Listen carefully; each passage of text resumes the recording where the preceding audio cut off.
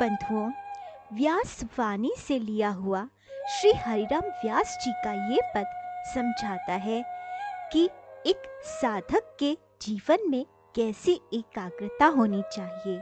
आइए श्रवण करते हैं। श्री हरिराम व्यास जी कहते हैं, जाकी है उपासना ताही की वासना, ताही को नाम रूप लीला गुण गाइए। यह अनन्य परम धर्म परिपाटी, वृंदावन बसी अनंत न जाइए।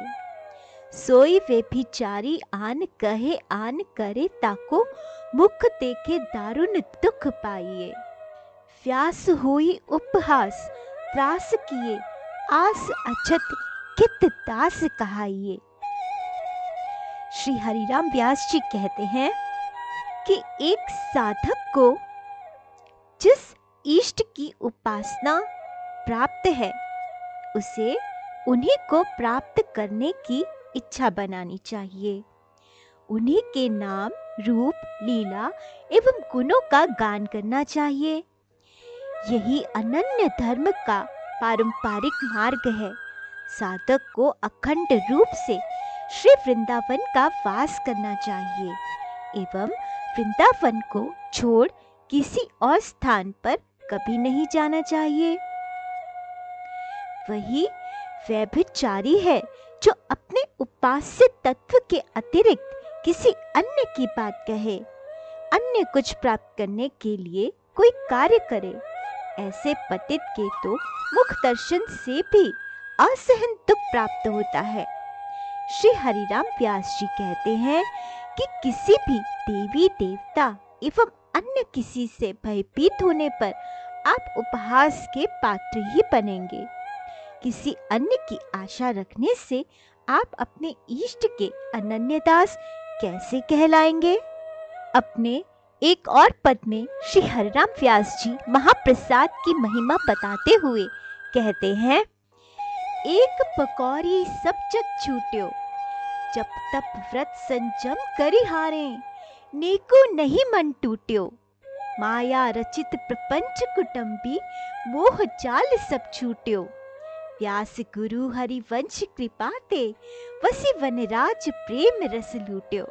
इस पद में महाप्रसाद की महिमा का वर्णन करते हुए श्री हरिराम व्यास जी कहते हैं कि जब तप व्रत संयम आदि सब कुछ करके मैं हार गया, मेरा मन तनिक भी ना टूटा, परंतु श्री राधा वल्लभ लाल के महाप्रसाद की एक पकौड़ी ने मेरा समस्त संसार छुड़ा दिया। समस्त माया रचित प्रपंच एवं माइक नाते रिश्तेदार के मोह जाल के फंदे आदि का संपूर्ण नाश हो गया। अब तो श्री हरिवंश की कृपा से मैं वृंदावन वास कर प्रेम रस लूट रहा हूँ।